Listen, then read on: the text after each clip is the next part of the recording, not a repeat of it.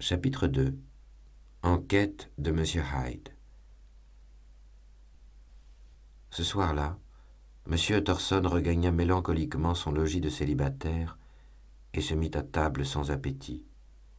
Il avait l'habitude, le dimanche, après son repas, de s'asseoir au coin du feu, avec un aride volume de théologie sur son pupitre à lecture, jusqu'à l'heure où minuit sonnait à l'horloge de l'église voisine, après quoi il allait sagement se mettre au lit, satisfait de sa journée.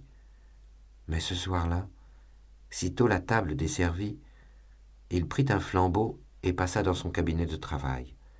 Là, il ouvrit son coffre-fort, retira du compartiment le plus secret un dossier portant sur sa chemise la mention « Testament du docteur Jekyll » et se mit à son bureau, les sourcils froncés, pour en étudier le contenu.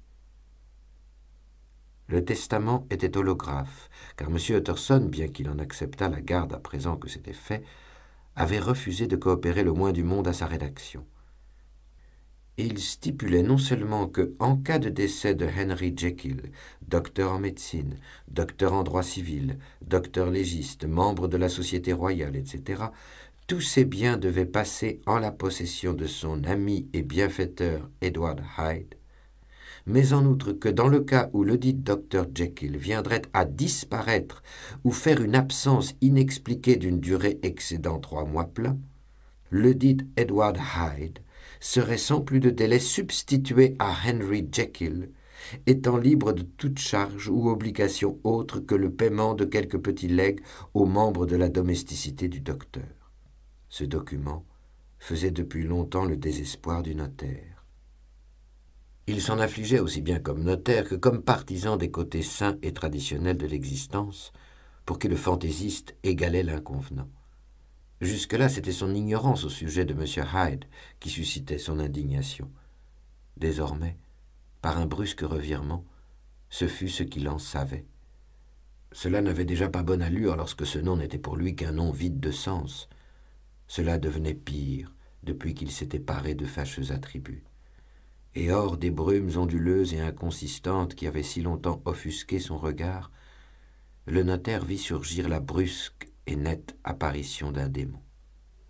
« J'ai cru que c'était de la folie, » se dit-il, en replaçant le malencontreux papier dans le coffre-fort. « Mais à cette heure, je commence à craindre que ce ne soit de l'opprobre. » Là-dessus, il souffla sa bougie, endossa un par-dessus et se mit en route dans la direction de Cavendish Square, cette citadelle de la médecine où son ami, le fameux docteur Lanyon, avait son habitation et recevait la foule de ses malades. Si quelqu'un est au courant, songeait-il, ce doit être Lanyon. Le majestueux maître d'hôtel le reconnut et le fit entrer. Sans subir aucun délai d'attente, il fut introduit directement dans la salle à manger où le docteur Lanyon, qui dînait seul, en était aux liqueurs. C'était un gentleman cordial, plein de santé, actif, rubicond, avec une mèche de cheveux prématurément blanchie et des allures exubérantes et décidées. À la vue de M. Utterson, il se leva d'un bond et s'avança au-devant de lui, les 2 mains tendues.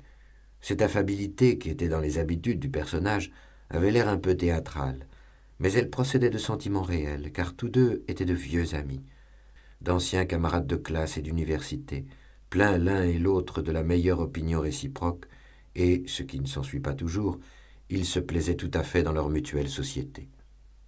Après quelques phrases sur la pluie et le beau temps, le notaire en vint au sujet qui lui préoccupait si fâcheusement l'esprit. « Il me semble, Lanyon, dit-il, que nous devons être, vous et moi, les 2 plus vieux amis du docteur Jekyll. »« Je préférerais que ses amis fussent plus jeunes, » plaisanta le docteur Lanyon. « Admettons-le cependant, mais qu'importe. Je le vois si peu à présent. »« En vérité, fit Utterson, je vous croyais très liés par des recherches communes. »« Autrefois, répliqua l'autre. Mais voici plus de 10 ans que Henry Jekyll est devenu trop fantaisiste pour moi. Il a commencé à tourner mal, en esprit s'entend. Et j'ai beau toujours m'intéresser à lui en souvenir du passé, comme on dit, je le vois et l'ai vu diantrement peu depuis lors. De pareilles billevesées scientifiques, ajouta le docteur, devenu soudain rouge pourpre, auraient suffi à brouiller Damon et Pythias. Cette petite bouffée d'humeur apporta comme un baume à M. Utterson. Ils n'ont fait que différer sur un point de science, songea-t-il.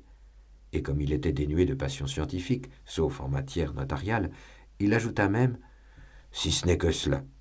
Puis, ayant laissé quelques secondes à son ami pour reprendre son calme, il aborda la question qui faisait le but de sa visite en demandant « Avez-vous jamais rencontré un sien protégé, un nommé Hyde ?»« Hyde ?» répéta Lanyon. « Non, jamais entendu parler de lui. Ce n'est pas de mon temps. » Telle fut la somme de renseignements que le notaire remporta avec lui dans son grand lit obscur, où il resta à se retourner sans répit jusque bien avant dans la nuit. Ce ne fut guère une nuit de repos pour son esprit qui travaillait, perdu en pleines ténèbres et assiégé de questions. 6 heures sonnèrent au clocher de l'église qui se trouvait si commodément proche du logis de M.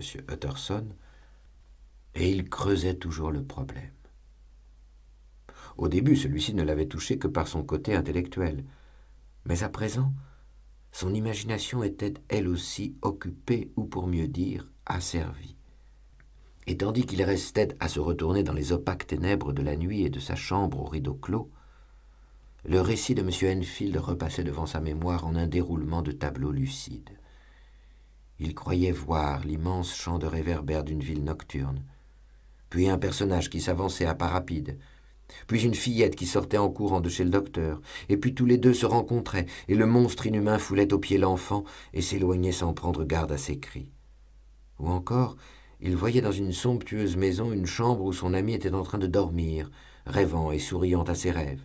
Et alors la porte de cette chambre s'ouvrait, les rideaux du lit s'écartaient violemment, le dormeur se réveillait, et patatras, il découvrait à son chevet un être qui avait sur lui tout pouvoir, et même en cette heure où tout reposait, il lui fallait se lever et faire comme on le lui ordonnait. Le personnage, sous ces deux aspects, hanta toute la nuit le notaire. Et si par instant celui-ci s'endormait, ce n'était que pour le voir se glisser plus furtif dans des maisons endormies, ou s'avancer d'une vitesse de plus en plus accélérée, jusqu'à en devenir vertigineuse parmi de toujours plus vastes labyrinthes de villes éclairées de réverbères, et à chaque coin de rue écraser une fillette et la laisser là, hurlante. Et toujours ce personnage manquait d'un visage auquel il pût le reconnaître. Même dans ses rêves, il manquait de visage. Ou bien celui-ci était un leurre qui s'évanouissait sous son regard. Ce fut de la sorte que naquit et grandit peu à peu dans l'esprit du notaire une curiosité singulièrement forte, quasi désordonnée, de contempler les traits du véritable M. Hyde. Il lui aurait suffi, croyait-il, de jeter les yeux sur lui une seule fois pour que le mystère s'éclaircît, voire se dissipât tout à fait, selon la coutume des choses mystérieuses quand on les examine bien. Il comprendrait alors la raison d'être de l'étrange prédilection de son ami, ou, si l'on préfère, de sa suggestion, non moins que des stupéfiantes clauses du testament. Et en tout cas, ce serait là un visage qui mériterait d'être vu, le visage d'un homme dont les entrailles étaient inaccessibles à la pitié, un visage auquel il suffisait de se montrer pour susciter dans l'âme du flegmatique Enfield un sentiment de haine tenace. À partir de ce jour, M. Utterson fréquenta assidûment la porte située dans la lointaine petite rue de Boutique. Le matin avant les heures de bureau, le soir sous les regards de la brumeuse lune citadine, par tous les éclairages et à toutes les heures de solitude ou de foule, le notaire se trouvait à son poste de prédilection. Puisqu'il est M. Hyde, se disait-il, je serai M. Seek. Sa patience fut enfin récompensée. C'était par une belle nuit sèche. Il y avait de la gelée dans l'air. Les rues étaient nettes comme le parquet d'une salle de bal. Les réverbères que ne faisait vaciller aucun souffle dessinaient leur schéma régulier de lumière et d'ombre. À 10 heures, quand les boutiques se fermaient, la petite rue devenait très déserte, et en dépit du sourd grondement de Londres qui s'élevait de tout alentour, très silencieuse. Les plus petits sons portaient au loin. Les bruits domestiques provenant des maisons s'entendaient nettement d'un côté à l'autre de la chaussée, et le bruit de leur marche précédait de beaucoup les passants. Il y avait quelques minutes que M. Utterson était à son poste, lorsqu'il perçut un pas insolite et léger qui se rapprochait. Au cours de ses reconnaissances nocturnes, il s'était habitué depuis longtemps à l'effet bizarre que produit le pas d'un promeneur solitaire qui est encore à une grande distance, lorsqu'il devient tout à coup distinct parmi la vaste rumeur et les voix de la ville. Mais son attention n'avait jamais encore été mise en arrêt de façon aussi aiguë et décisive, et ce fut avec un vif et superstitieux pressentiment de toucher au but qu'il se dissimula dans l'entrée de la cour. Les pas se rapprochaient rapidement, et ils redoublèrent tout à coup de sonorité lorsqu'ils débouchèrent dans la rue. Le notaire, avançant la tête hors de l'entrée, fut bientôt édifié sur le genre d'individu auquel il avait affaire. C'était un petit homme très simplement vêtu, et son aspect, même à distance, souleva chez le guetteur une violente antipathie. Il marcha droit vers la porte, coupant en travers de la chaussée pour gagner du temps, et chemin faisant, il tira une clé de sa poche comme s'il arrivait chez lui. M. Utterson sortit de sa cachette, et quand l'autre fut à sa hauteur, il lui toucha l'épaule. « Monsieur Hyde, je pense ?» M. Hyde se recula, en aspirant l'air avec force. Mais sa crainte ne dura pas, et sans toutefois regarder le notaire en face, il lui répondit avec assez de sang-froid. « C'est bien mon nom. Que me voulez-vous » ? « Je vois que vous allez entrer, » répliqua le notaire. « Je suis un vieil ami de Dr. Jekyll, M. Utterson, de Gaunt Street. Il doit vous avoir parlé de moi, et en nous rencontrant si à point, j'ai cru que vous pourriez m'introduire auprès de lui. Vous ne trouverez pas le Dr. Jekyll. Il est sorti, » répliqua M. Hyde, en soufflant dans sa clé. Puis, avec brusquerie, mais toujours sans lever les yeux, il ajouta « D'où me connaissez-vous » ?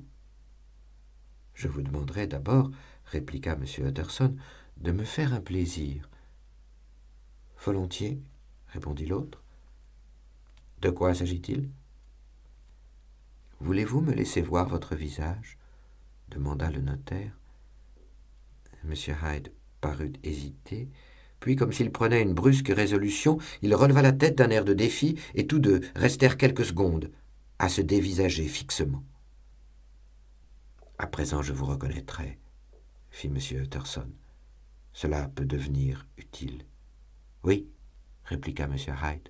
« Il vaut autant que nous nous soyons rencontrés. Mais à ce propos, il est bon que vous sachiez mon adresse. » Et il lui donna un numéro et un nom de rue dans Soho. « Grand Dieu, pensa M. Utterson, se peut-il que lui aussi ait songé au testament ?» Mais il garda sa réflexion pour lui-même, et se borna à émettre un vague remerciement au sujet de l'adresse. « Et maintenant, » fit l'autre, « répondez-moi. D'où me connaissez-vous ?»« On m'a fait votre portrait. »« Qui cela ?»« Nous avons des amis communs, » répondit M. Utterson. « Des amis communs » répéta M. Hyde d'une voix rauque. « Citez-en. »« Jekyll, par exemple, » dit le notaire. « Jamais il ne vous a parlé de moi !» s'écria M. Hyde dans un accès de colère. « Je ne vous croyais pas capable de mentir. »« Tout doux, » fit M. Utterson. « Vous vous oubliez. » L'autre poussa tout haut un ricanement sauvage, et en un instant, avec une promptitude extraordinaire, il ouvrit la porte et disparut dans la maison. Le notaire resta d'abord où M. Hyde l'avait laissé, livré au plus grand trouble. Puis, avec lenteur, il se mit à remonter la rue, s'arrêtant quasi à chaque pas et portant la main à son front comme s'il était en proie à une vive préoccupation d'esprit. Le problème qu'il examinait ainsi tout en marchant appartenait à une catégorie presque insoluble. M. Hyde était blême et rabougri. Il donnait sans aucune difformité visible l'impression d'être contrefait. Il avait un sourire déplaisant, il s'était comporté envers le notaire avec un mélange quasi féroce de timidité et d'audace, et il parlait d'une voix sourde, sibilante et à demi cassée. Tout cela militait contre lui. Mais tout cet ensemble réuni ne suffisait pas à expliquer la répugnance jusque-là inconnue, le dégoût et la crainte avec lesquels M. Utterson le regardait. « Il doit y avoir autre chose, » se dit ce gentleman perplexe. « Il y a certainement autre chose, mais je n'arrive pas à mettre le doigt dessus. » Dieu me pardonne. Cet homme n'a pour ainsi dire pas l'air d'être incivilisé. Tiendrait-il du troglodyte ? Ou serait-ce la vieille histoire du docteur Fell? Ou bien est-ce le simple reflet d'une vilaine âme qui transparaît ainsi à travers son revêtement d'argile et le transfigure? Cette dernière hypothèse, je crois. Ah, mon pauvre vieux Harry Jekyll, si jamais j'ai lu sur un visage la griffe de Satan, c'est bien sur celui de votre nouvel ami. » Passé le coin en venant de la petite rue, il y avait une place carrée entourée d'anciennes et belles maisons, à cette heure déchues pour la plupart de leur splendeur passée, et louées par étage et appartements à des gens de toutes sortes et de toutes conditions, graveurs de plans, architectes, louches agents d'affaires et directeurs de vagues entreprises. Une maison, toutefois, la deuxième à partir du coin, appartenait toujours à un seul occupant, et à la porte de celle-ci, qui offrait un grand air de richesse et de confort, bien qu'à l'exception de l'imposte elle fût alors plongée dans les ténèbres, M. Utterson s'arrêta et heurta. Un domestique âgé, en livrée, vint ouvrir. « Est-ce que le docteur est chez lui, Poole ?» demanda le notaire. « Je vais voir M. Utterson, » répondit Poole, tout en introduisant le visiteur dans un grand et confortable vestibule au plafond bas, pavé de carreaux céramiques, chauffé, telle une maison de campagne, par la flamme claire d'un âtre ouvert et meublé de précieux buffets de chêne. « Préférez-vous attendre ici, au coin du feu, monsieur, ou voulez-vous que je vous fasse de la lumière dans la salle à manger ?»« Inutile, j'attendrai ici, » répliqua le notaire. Et s'approchant du garde-feu élevé, il s'y accouda. Ce vestibule, où il resta bientôt seul, était une vanité mignonne de son ami le docteur, et Utterson lui-même ne manquait pas d'en parler comme de la pièce la plus agréable de tout Londres. Mais ce soir, un frisson lui parcourait les moelles. Le visage de Hyde hantait péniblement son souvenir. Il éprouvait, chose insolite pour lui, la satiété et le dégoût de la vie. Et du fond de sa dépression mentale, les reflets dansants de la flamme sur le poli des buffets et les sursauts inquiétants de l'ombre au plafond prenaient un caractère lugubre. Il eut honte de se sentir soulagé lorsque Poole revint enfin lui annoncer que le docteur Jekyll était sorti. « Dites, Poole, fit-il, j'ai vu M. Hyde entrer par la porte de l'ancienne salle de dissection. Est-ce correct lorsque le docteur Jekyll est absent ?»« Tout à fait correct, M. Utterson, » répondit le domestique, « M. Hyde a la clé. »« Il me semble que votre maître met beaucoup de confiance en ce jeune homme, Poole, » reprit l'autre d'un air pensif. « Oui, monsieur, beaucoup en effet, » répondit Poole. « Nous avons tous reçu l'ordre de lui obéir. »« Je ne pense pas avoir jamais rencontré M. Hyde, » interrogea Utterson. « Oh, mon Dieu, non, monsieur. Il ne dîne jamais ici, » répliqua le maître d'hôtel. « Et même nous le voyons guère de ce côté-ci de la maison. Il entre et sort la plupart du temps par le laboratoire. »« Allons, bonne nuit, Poole. »« Bonne nuit, monsieur Utterson. » Et le notaire s'en retourna chez lui, le cœur tout serré. « Ce pauvre Harry Jekyll, songeait-il. J'ai bien peur qu'il ne se soit mis dans de mauvais draps. Il a eu une jeunesse un peu orageuse, cela ne date pas d'hier, il est vrai. Mais la justice de Dieu ne connaît ni règles ni limites. Et oui, ce doit être cela. Le revenant d'un vieux péché, le cancer d'une honte secrète, le châtiment qui vient, pede claudo, des années après que la faute est sortie de la mémoire et que l'amour-propre s'en est absous. » Et le notaire, troublé par cette considération, médita un instant sur son propre passé, fouillant tous les recoins de sa mémoire, dans la crainte d'en voir surgir à la lumière, comme d'une boîte à surprise, une vieille iniquité. Son passé était certes bien innocent. Peu de gens pouvaient lire avec moins d'appréhension les feuillets de leur vie, et pourtant il fut d'abord accablé de honte par toutes les mauvaises actions qu'il avait commises, puis soulevé d'une douce et timide reconnaissance par toutes celles qu'il avait évitées après avoir failli de bien près les commettre.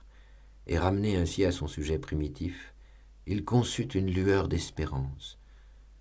Ce Mr. Hyde, si on le connaissait mieux, songeait-il, doit avoir ses secrets particuliers. De noirs secrets, dirait-on à le voir. Des secrets à côté desquels les pires du pauvre Jekyll sembleraient purs comme le jour. Les choses ne peuvent durer ainsi. Cela me glace de penser que cet être-là s'insinue comme un voleur au chevet de Harry. Pauvre Harry, quel réveil pour lui. Et quel danger. Car si ce Hyde soupçonne l'existence du testament, il peut devenir impatient d'hériter. Oui, il faut que je pousse à la roue. Si toutefois Jekyll me laisse faire, ajouta-t-il. Si Jekyll veut bien me laisser faire. car une fois de plus, il revoyait en esprit, nettes comme sur un écran lumineux, les singulières clauses du testament.